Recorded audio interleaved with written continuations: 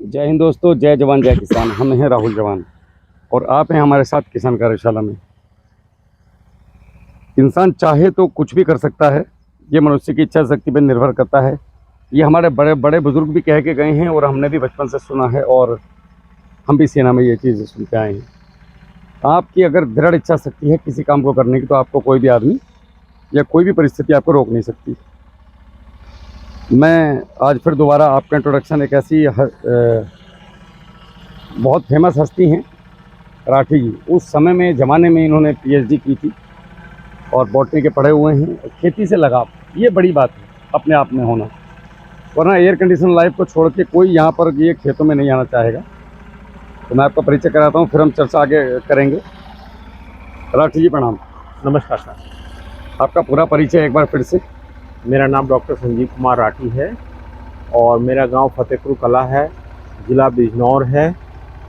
और इस समय हम अपने गांव से 1 किलोमीटर दूर, ये मेरा एग्रीकल्चर फार्म है, यहाँ पर हम खड़े हैं। ये जो हमने केला लगाया, जिसको अभी हम वर्तमान में देख पा रहे हैं जी, ये राठी जी प्लांटेशन डेट क्या है इसका? ये 12 जुलाई को लगाया गया। अच्छा, 12 जुलाई को ये लगा। ये वही प्लॉट है दोस्तों जो हमने अपने हाथ से लगाए थे। आपने मेरे वो उस वीडियो में प्लॉट देखे होंगे, जिनको मैं फावड़े से खुदाई करके लगा रहा था। ये वही पौधे हैं, बहुत बढ़िया ग्रोथ है। हालांकि परिस्थिति विषम रही है और मेरे ख्याल से राठी जी 17 दिन में धूप हमारे यहाँ 1 या 2 दिन निकला होगा, 2-3 दिन जी, वरना धूप नहीं निकली है। पौधे के लिए धूप बहुत ज़रूरी है और बारिश तो शायद ही कोई ऐसा दिन जा रहा हो जो हमारे यहाँ पे बारिश न पड़ रही हो। जी। हमने इसका दूरी क्या रखा है प्लांट से प्लांट? लाइन से लाइन 8 फीट है और जी। प्लांट से प्लांट 5 फीट है, 5 फीट है। 8 बाई 5। और उसके अलावा जिग-जैग में रखा है इसको। जिग-जैग में आपको क्यों समझ में आया? देखिएगा, पौधे को एक डिस्टेंस चाहिए जी। यदि हमने जिग-जैग में लगाया है तो पौधे को डिस्टेंस बढ़ेगा। इसको 40 फीट इसको डिस्टेंस मिल रहा, 40 फीट स्क्वायर का इसको एक डिस्टेंस मिल गया है। और ये जिग-जैग नहीं लगाएंगे तो डिस्टेंस कम हो जाएगा, क्योंकि इसके पत्ते बड़े होते हैं, उसको अधिक लाइट चाहिए फोटोसिंथेसिस या प्रकाश संश्लेषण करने के लिए, तो जिससे अधिक से अधिक प्रकाश इसको मिल सके। जी जी, इसका ये उद्देश्य है। ये हमारे पौधे की स्थिति है। ये यहाँ पे ट्रैक्टर चल रहा है। मैं आप लोगों को बता दूं कि यहाँ पे ट्रैक्टर क्यों चल रहा है वो राठी जी आपको बताएंगे। जी, देखिए, ट्रैक्टर इसलिए चलवाया है यहाँ पर क्योंकि एक तो हमने पहले से ही हमारे माइंड में ये था कि हमें डिस्टेंस थोड़ा ज़्यादा रखनी है, जिससे कि क्योंकि जो पौधे हैं उनमें खरपतवार होता है। क्योंकि खरपतवार जो घास हैं, लोग इन्हें बुरा समझते हैं, लेकिन मैंने इनके बारे में रिसर्च की है। खरपतवार जो हैं ये हमारे पौधों के लिए बहुत अच्छे होते हैं, और क्योंकि ये यूजफुल न्यूट्रिएंट्स को ऊपर लाते हैं। लेकिन क्योंकि ये अत्यधिक हो जाएंगी तो भी ये हमारे पौधों को दबा देंगे। तो हमारे मन में ये था कि हम डिस्टेंस थोड़ा ज़्यादा रखेंगे, जिससे कभी कभी हम ट्रैक्टर के द्वारा, जब तक छोटे रहेंगे, इनकी साफ़ सफाई हो जाए। और साथ में हम इसमें कुछ सह फसली भी करा रहे हैं। तो अभी मैंने क्या काम किया है, इसमें तिल को बिखरवाया है। जी। तिल को इसलिए बिखरवाया है क्योंकि तिल होने से क्या होगा कि एक तो तिल से ये है कि आगे खरपतवार नहीं होती हैं। जी। दूसरी बात ये है, क्योंकि तिल एक कड़वा होता है, तो जो जंगली जानवर हैं जो इसको नुकसान पहुंचाते हैं, वो शायद उसकी स्मेल से ना आए। जी, इसका ये उद्देश्य है। और आगे मैं इसमें कुछ और सह फसली लेने का प्रयास करूँगा। जी।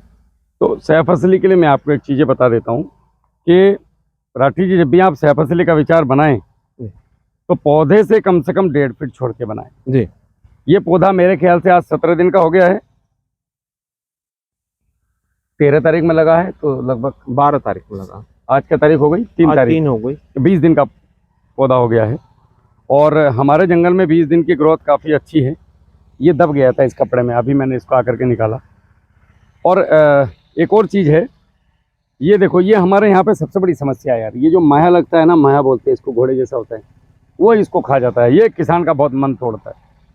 अब ये देखिए, तो राठी जी को अभी प्लान है उनका कि वो भारत सरकार से जो मान्यता प्राप्त सोलर मशीन है झटके वाली, ये उसका लगाएंगे उसको। तो मैंने कहा है राठी जी को कि आप इसको प्लान कीजिए और इसको लगाइए। आप कहीं पर भी मेन है कि पौधे का जो ग्रोथ है और वो बड़ी सुंदर है और बड़ा, मतलब बड़ी अच्छी ग्रोथ कर रहा है पौधा। ये आप देखेंगे तो मैच्योरिटी सिम्टम आ चुके हैं पौधे पे। सारे के सारे पौधे नया पत्ता फेंक रहे हैं बहुत सुंदर। ये देखिए आप, मैं आपको अगर नज़दीक से दिखाना चाहूँ तो ये पूरा जो है चौड़ा पत्ता आ चुका है। और ये इस तरह के जो होते हैं ये कैल्शियम की डिफिशिएंसी से होता है स्टार्टिंग में, बट ये उस वजह से नहीं हुआ है। इसमें गलती हुई कि जो लेबर थी उन्होंने पौधे के ऊपर ही ड्रिंचिंग कर दिया। इस तरीके के अभी आपने ध्यान रखना है कि लेबर आपकी जो काम करती है वो ठीक से करे। तो इस पौधे ने जो खेत में आने के बाद पत्ते दिए हैं, अब वो दिए हैं 1 2 3 4, यानी कि 20 दिन में 4 पत्ते। और 20 दिन में 4 पत्ते आना एक बहुत अच्छी बात है। ये देखिए, ये इस तरीके से क्या होता है कि ये पौधा अब यहाँ से तोड़ दिया, अब ये यहाँ से रिजर्मिनेट होगा। राठी जी, हम इसमें क्या करेंगे, और जो प्लांट हमारे ख़राब हो गए उन प्लांट को आप, अब नज़दीक में और तो कुछ व्यवस्था है नहीं हमारे पास, आप मेरे खेत में जाएंगे, वहाँ से हम कंद लेके आएंगे जी, तो कंद हम इसके अंदर लगाएंगे जो बीच में रिफ़िल करने के लिए।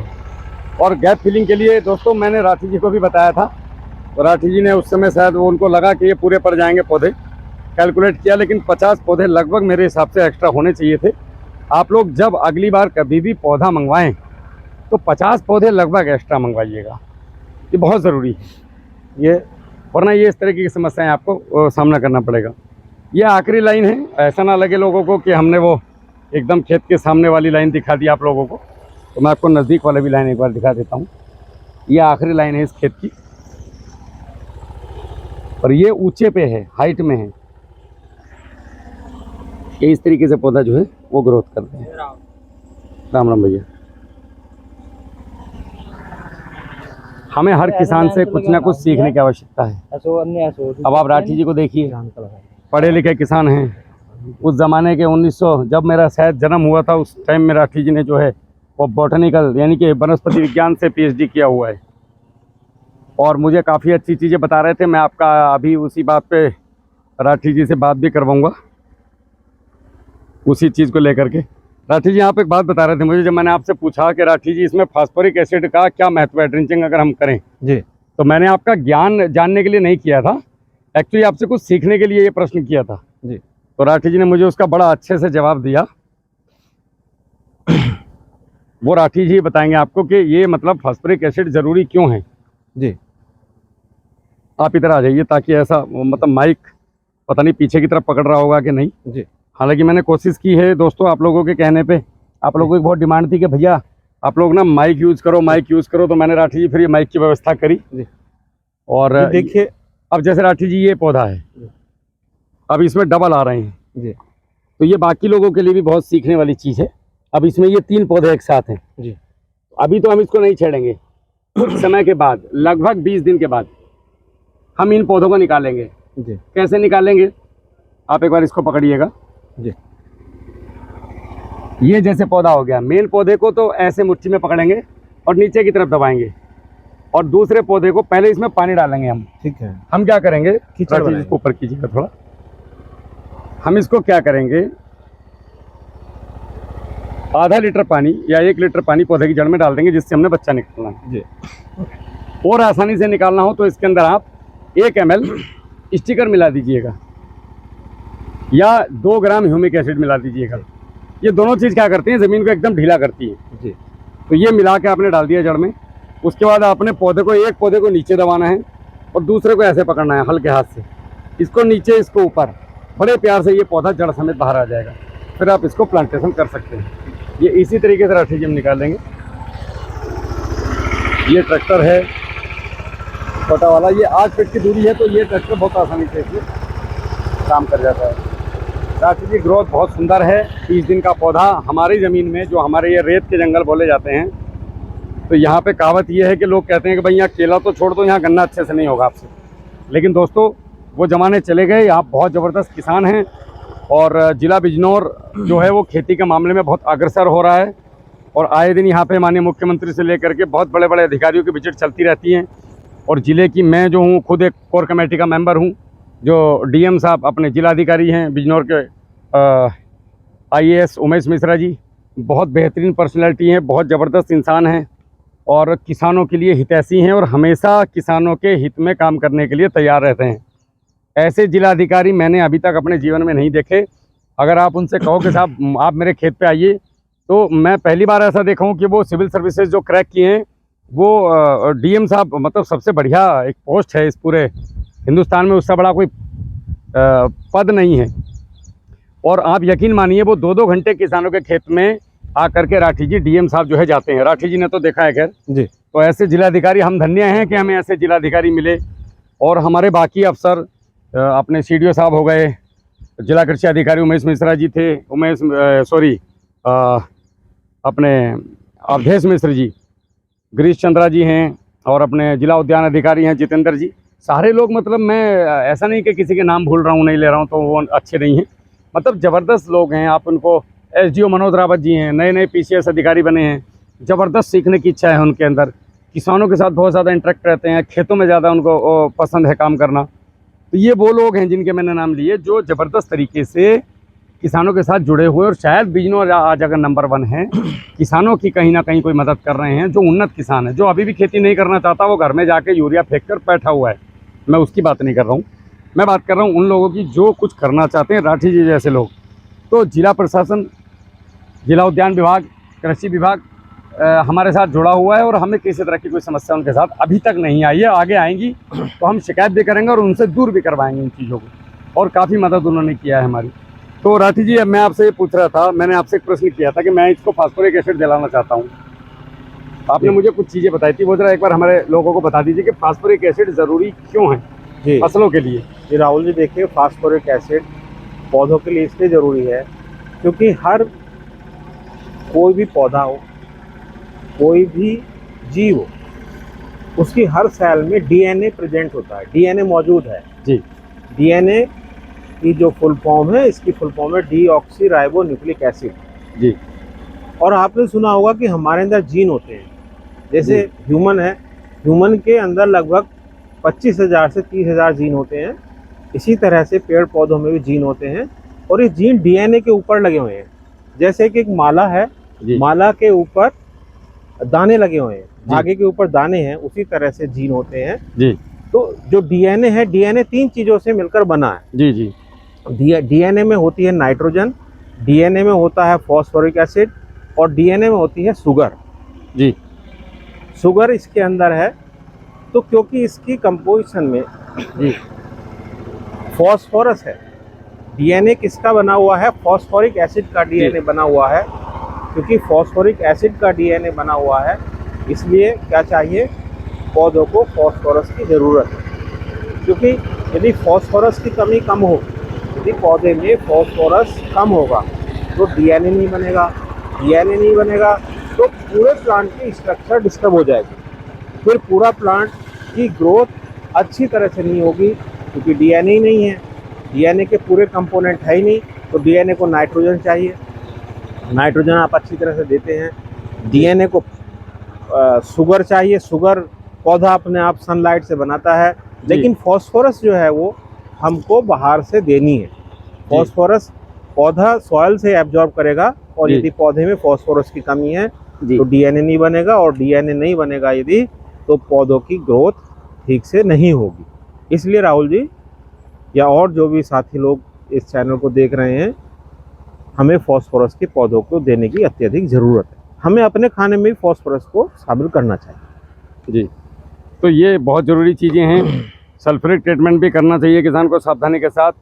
आपके ज़मीन की बॉन्डिंग को तोड़ता है, जितना केमिकल आपके यहाँ पड़ा हुआ है उसको रिलीज़ करा करके पौधों को देता है। तो हम लोग राठी जी फास्फोरिक एसिड पर लोगों को जागरूक कर रहे हैं। जी। लोगों का सवाल होता है कि साहब फास्फोरिक एसिड ही क्यों भैया, क्योंकि आपके पास जितने भी फास्फोरस वाले आप फर्टिलाइजर यूज़ कर रहे हो सब इसी से बन रहे हैं। जी। इसके अलावा पॉसिबल नहीं है। एसएसपी बनता है, एसएसपी कैसे बनता है, जिप्सम के ऊपर आपके फास्फोरिक एसिड को ट्रीट करके जिप्सम बनता है, उसका रॉक फास्फेट के साथ ट्रीट करते तो डीएपी बनता है। इनकी बॉन्डिंग तोड़ने के लिए जो खेत में ये 80% फिक्सेशन पड़ा हुआ है, उसके लिए फास्फोरिक और सल्फ्यूरिक की मात्रा ज़रूरी है। आप 1 महीने में 4 बार चाहे तो डायरेक्ट आप फास्फोरिक एसिड 8 लीटर 2-2 करके खेत में पानी के साथ छोड़ सकते हैं। ड्रिप से चला रहे हैं तो 1-1 लीटर, और आप ड्रिंचिंग कर रहे हैं तो भी 1 लीटर 200 लीटर पानी में मिला करके आप चाहे तो ड्रिंचिंग कर सकते हैं, या आप अपने खेत में पानी के साथ छोड़ना है तो फिर 2 लीटर हो जाएगी ये मात्रा। ड्रिप से 1 लीटर रहेगी, कोई भी फसल हो आपकी।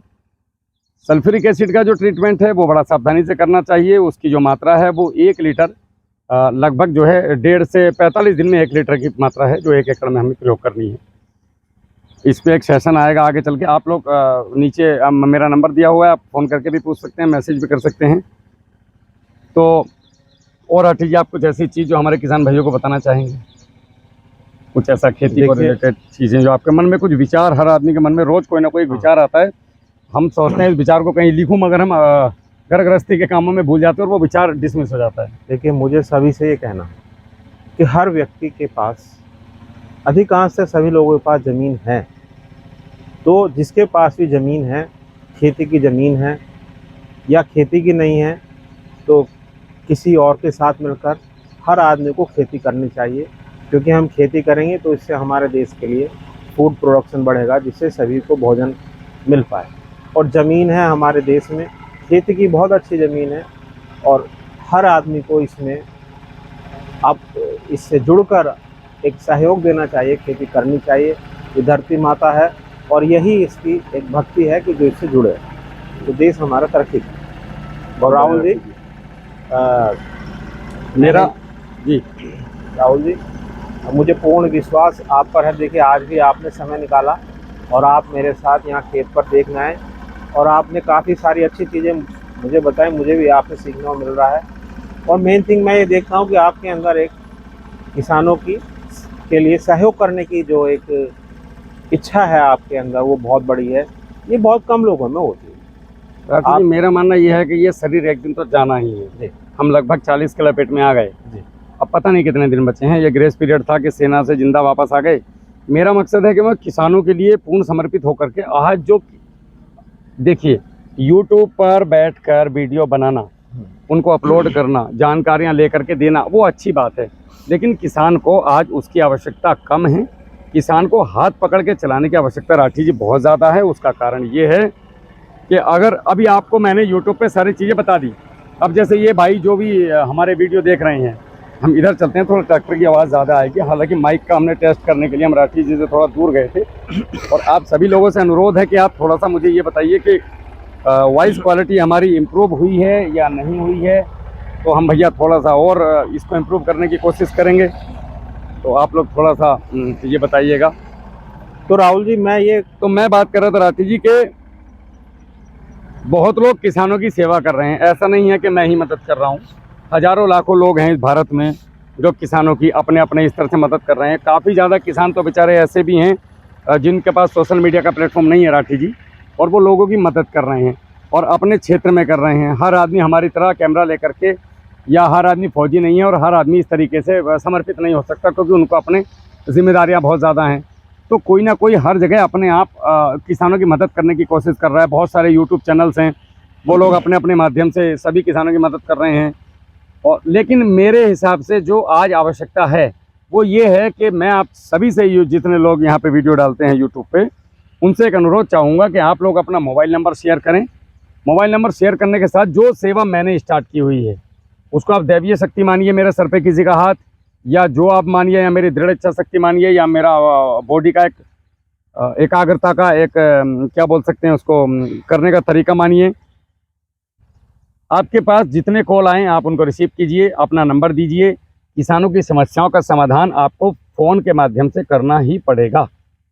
यदि आप केवल ज्ञान यूट्यूब पे देकर चले जाएंगे तो हर किसान की मिट्टी एक सी नहीं होती राठी जी, हर किसान की क्लाइमेट एक सी नहीं होती, परिस्थितियां एक सी नहीं होती हैं, हर माहौल, हर चीज़ हर अलग अलग होती है। तो जब तक आप किसान को हाथ पकड़ के साथ में नहीं चलाएंगे, जैसे किसान कार्यशाला ये कर रही है। अब आप देखिए, मैं और गणेश हम एक ही हैं, लेकिन गाइडलाइन अलग अलग हैं हर राज्य की। हमारे यूपी में ही हम 3 तरह की गाइडलाइन दे रहे हैं। पश्चिम यूपी के लिए गाइडलाइन अलग है राठी जी, मध्य यूपी के लिए गाइडलाइन अलग हैं, पूर्वी यूपी के लिए अलग है, और पूर्वी यूपी प्लस आधा बिहार के लिए गाइडलाइन अलग है। आधे बिहार के साथ बंगाल की गाइडलाइन चालू हो जाती है जी। तो मैं ये कहना चाहूँगा सभी मित्रों से जो मुझे सुन रहे हैं, मेरी बात को बुरा मानने के बजाय इसको अच्छे में लीजिएगा कि आप लोग यूट्यूब से निकल के थोड़ा बाहर आइएगा। ये आपके लिए भी अच्छा है, ये देश के लिए भी अच्छा है। किसानों के साथ जाइए, आप जो प्रैक्टिकल, आप जो चीज़ें यूट्यूब पे किसानों को बता रहे हैं, उन चीज़ों को धरातल पे दिखाने की कोशिश कीजिए, जैसे हम लोग कर रहे हैं। हम लोग और कुछ जादूगरी नहीं कर रहे, केवल खेत में जाकर किसान के साथ खड़े हैं। कभी भी आप किसान कॉल करता है, जैसे राठी जी मेरे सामने खड़े हैं, अगर मैं गलत कह रहा हूँ तो मुझे करेक्शन करें। आप जब भी कॉल करते हैं आपका कॉल रिसीव होना चाहिए, यदि नहीं रिसीव होता है तो बैक कॉल आना चाहिए। बहुत सारे लोग इस वीडियो में देख रहे होंगे, उनको पता है कि मेरा कॉल बैक ज़रूर जाता है, चाहे वो मेरा जानने वाला किसान हो, चाहे अननोन हो, चाहे मिर्ची वाला हो, चाहे धनिया वाला हो। मेरे पास ऐसे भी किसान कॉल करते हैं जिनके पास खेती नहीं है, केवल 4 पौधे केले के लगाए हैं ट्रायल के लिए, या उनके पास 1 अमरूद का पेड़ है, या उनके पास थोड़ा सा घर में किचन गार्डन में। महिलाएं, बहुत सारी महिला ऐसी हैं, महिला शक्तियाँ जो माताएं बहनें मुझे कॉल करती हैं, और उन्होंने किचन गार्डन राठी जी बनाए हुए हैं अपने अपने घरों में, वो किचन गार्डन में मेरी हेल्प लेती है जी। अब कोई कहे कि साहब किचन गार्डन से मुझे क्या फ़ायदा जी, मैं फ़ायदे और नुकसान के लिए काम नहीं कर रहा हूँ, मैं काम कर रहा हूँ किसान के लिए। मुझे किक मिल रही है, प्लेजर मिल रहा है, मुझे मज़ा आ रहा है, मुझे आनंद आ रहा है किसान की सेवा करने में। मेरे लिए तो यही भक्ति है, और मुझे तो यही मंदिर है साहब, मुझे तो खेतों में मज़ा आ रहा है किसानों के। आप लोग यूट्यूब से बाहर आएँ, अपने नंबर सभी को दें, सार्वजनिक करें, उनके व्हाट्सएप पर रिप्लाई करें, और उतना ही दायरा बढ़ाएं जितना आप झेल सकते हैं। मतलब कोई फ़र्क नहीं पड़ता कि आपके मिलियन सब्सक्राइबर हैं और आपके पास 4000 कमेंट है और आपकी वीडियो 20 लाख लोगों ने देख लिया, अच्छी बात है। लेकिन क्या आप केवल पैसा कमाने के लिए यूट्यूब पे हैं, या किसानों की मदद करने के लिए यूट्यूब पे हैं? अगर आप किसानों की मदद करने के लिए हैं, आप लोग ये मत सोचिएगा मैं आपको टारगेट कर रहा हूँ, मैं अपने दिल की बात बता रहा हूँ, उनमें मैं भी एक शामिल हूँ। हम लोगों को यूट्यूब से बाहर आना पड़ेगा, किसानों को नंबर देना पड़ेगा, एक सिस्टम क्रिएट करना पड़ेगा, पूरे भारत में भ्रमण करना पड़ेगा। जो आपके फॉलोअर हैं, जो मानने वाले हैं, उनको जाकर के करवाइए, हाथ से प्रैक्टिकल कराइए। आप यकीन मानिए, हम और आप सब लोग मिल करके इस देश की किस्मत बदल सकते हैं, भारत की, और बदलना ही पड़ेगा। अकेला कोई, अगर एक ही आदमी ये चाहे कि मैं केवल अपना चैनल बना के और पूरे हिंदुस्तान को 100 करोड़ आदमी को मेरे चैनल पर ले आऊँ और मैं सेवा दे दूँ, पॉसिबल नहीं है। जिस तरह देश की आज़ादी में बहुत सारे लोगों ने, अलग अलग समुदाय के लोग, अलग अलग राज्यों के लोगों ने आकर के एक योगदान दिया और एक क्रांति लाई, और आज हम उस आज़ाद देश में सांस ले रहे हैं, उसी प्रकार से किसी को भगत सिंह बनना पड़ेगा, किसी को सुखदेव बनना पड़ेगा, किसी को गांधी, किसी को सुभाष चंद्र बोस, किसी को नेहरू, किसी को कुछ, किसी को कुछ, अपने अपने स्तर से। कोई बिस्मिल्लाह खान बनेगा, कोई अब्दुल हमीद। ऐसे भी यहाँ पे देश में लोग हुए हैं जिन्होंने तोप के मुँह में अपना असर घुसा दिया। अब्दुल हमीद, वीर अब्दुल हमीद जैसे परमवीर चक्र रहे हैं। मेरे कहने का मतलब ये है दोस्तों कि हम लोगों को एक क्रांति की शुरुआत करनी पड़ेगी। हम सभी लोगों को, जिनको ज्ञान है, मुझे पता है बहुत सारे लोगों को बहुत ज़्यादा ज्ञान है, बहुत सारे लोग इसको, एक बार रखिए थोड़ा सा पकड़िएगा, बहुत सारे लोग यूट्यूब में ऐसे हैं हमारे साथ में जिनको बहुत अच्छा ज्ञान है और बहुत अच्छे से। देखिए इस तरीके से पौधा जब टूटता है राठी जी, सॉरी बात, तो ये दोबारा से निकल के आता है। ये दोबारा आया था, बट ये होता है, खेती है, इसमें ये चीज़ें चलती हैं। यहाँ पे भी ये सेम घटना हुई है, 2 पौधे आ रहे हैं, 2 आए हैं। तो हम सभी लोगों ने मिलकर के इस पूरे भारत के किसानों की जो एक कार्य करने की शैली है, जो उसमें त्रुटियां हैं, उनको दूर करना है। बहुत अच्छे अच्छे किसान भाई, इतने ज़बरदस्त किसान हैं, खेती कर रहे हैं। देखो दिक्कत एक है, हमारा ईगो। जिस दिन मैंने ये मान लिया कि मैं ही सर्वश्रेष्ठ हूँ, उसके अलावा सारे बेवकूफ़ हैं, वही दिन मेरे पतन का दिन स्टार्ट हो जाएगा। और बहुत सारे लोग आपने चैनल ऐसे देखोगे कि 2-4 साल वो ठीक चले, उसके बाद उनकी लुटिया डूब गई। लुटिया डूबने का मतलब है कि भाई देखो, जब आपको लोकप्रियता मिलती है ना दुनिया में, हमें फौज में 3 चीज़ें सिखाई गई। एक तो लॉयल रहो। आदमी क्या करता है, जो उसके बाद नाम आता है ना और फेम आता है, मतलब नाम आ गया, पैसा आ गया, तरक्की आ गई, लोग मानने लगे, लोग आपके पैर छूने लगे, लोग आपको प्यार करने लगे, तो आदमी को घमंड आ जाता है कि मैं तो बहुत बड़ा आदमी बन गया। और वो फिर लोगों से बात करना बंद कर देता है, इंटरेक्शन कम कर देता है, बदतमीजी से बात करता है, सही से रिप्लाई नहीं देता। मैं एक सैनिक हूँ और मैं सभी का हूँ, मेरा कोई दुश्मन नहीं है, मेरी कोई किसी से लड़ाई नहीं है, आप सब मेरे हैं और मैं आपका हूँ। देखिए इस देश की जो रीढ़ की हड्डी है वो है किसान, और इस देश के जो हाथ पैर हैं, जो स्ट्रक्चर है, वो है जवान। तो किसान और जवान, ये दोनों की ही आपने रेस्पेक्ट करनी है, ये दोनों को ही आपने जो है आगे लेके चलना है। जब भी आपको कोई सैनिक मिले आप उसका सम्मान कीजिए, किसान मिले उसका सम्मान कीजिए। यार किसान आदमी, पता है, जब बेचारा, वो उसके दर्द को समझ के देखो, आप कभी महसूस करके देखो कि उसके पास कोई जरिया नहीं है केवल खेती के अलावा। वो दिन रात इन खेतों में आ रहा है। आपको पता है बिजनौर ज़िले में पिछले एक हफ्ते में 3 लोगों की हत्या कर दी है लेपर्ड ने, शिकार करके। हालांकि प्रशासन ने उनको पकड़ लिया है और शासन एकदम एक्टिव है, लेकिन आप देखो किसान कितने जोखिम में रह करके आपके लिए काम कर रहा है, राठी जी इसको थोड़ा सा सीधा पकड़ना पड़ेगा। किसान आपके लिए काम कर रहा है दिन रात, जैसे जवान काम कर रहा है। तो ये दोनों देश का आधार हैं। किसानों की मदद कर दो। किसी मंदिर, किसी मस्जिद, किसी गुरुद्वारे कहीं जाने की ज़रूरत नहीं है। अगर आप किसानों की अच्छे से मदद कर रहे हो, यहीं पे ईश्वर का वास है। किसान के खेत में ईश्वर है। उसके दर्द को हर लो यार किसान के। और ये मैं सच बता रहा हूँ, आप लोगों के पास बहुत ज्ञान है। बहुत सारे चैनल ऐसे हैं, बहुत सारे लोग भारत में ऐसे हैं जिनके पास एक विशिष्ट ज्ञान है। आप इस अपने ज्ञान को लोगों तक पहुँचाओ, लेकिन ग्राउंड में, खेत खेत जा करके। केवल ये कभी मत कहो कि मैं ही सही हूँ, सामने वाला गलत है।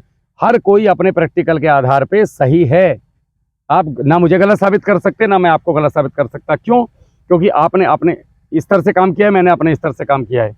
हमारी जो ट्रेनिंग है, जो सेना में होती है, वो सबकी एक साथ होती है, लेकिन युद्ध करने की क्षमता, युद्ध करने की कौशलता हर आदमी में अलग अलग होती है। हर आदमी अपने अपने स्तर से युद्ध के दौरान प्रदर्शन करता है। तो आप ये कहना गलत है कि तू अच्छा फौजी है, मैं खराब फौजी हूँ। परिस्थितियाँ डिपेंड करती है। आप अपने स्तर से किसानों की मदद कीजिए, मैं अपने स्तर से किसानों की मदद कर रहा हूँ। और मैं चाहता हूँ कि हम सभी मिलकर के किसानों की मदद करें और इस देश के किसान को आगे लेके जाएं। भेदभाव भूल जाइए, जात बिरादरी भूल जाइए, ये जो चल रहा है देश में, इस प्रोपेगेंडे को भूल जाइए।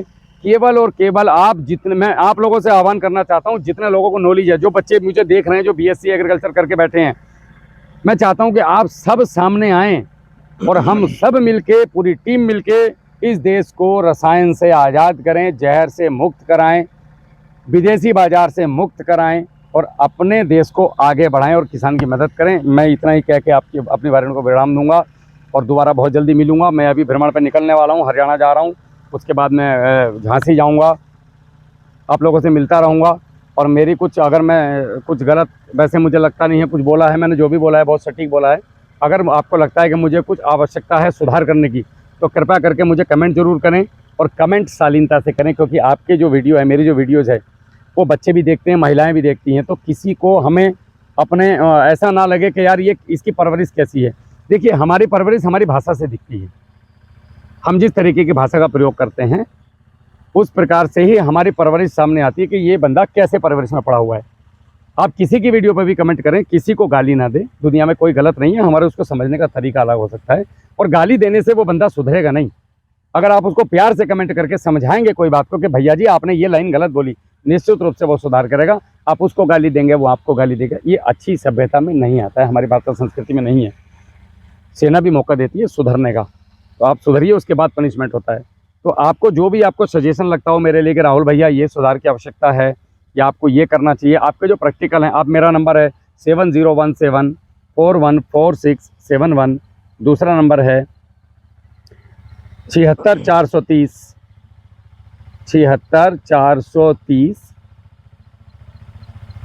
लिख लिया, 7899 78999। इस नंबर पे भी, दोनों नंबर पे आप मुझे व्हाट्सएप या कॉल कर सकते हैं। मैं सदैव आपकी सेवा में 24 घंटे तत्पर हूँ। और एक और बात बता दूं, मेरे को जितने एक दिन में कॉल आते हैं, मैं सबकी कॉल उठाता हूँ, सबके कॉल बैक करता हूँ, जितना मेरे से हो पाता है।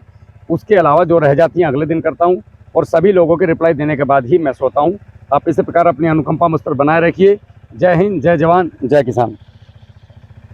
बहुत बहुत धन्यवाद। ठीक है राठी जी, राम राम साहब।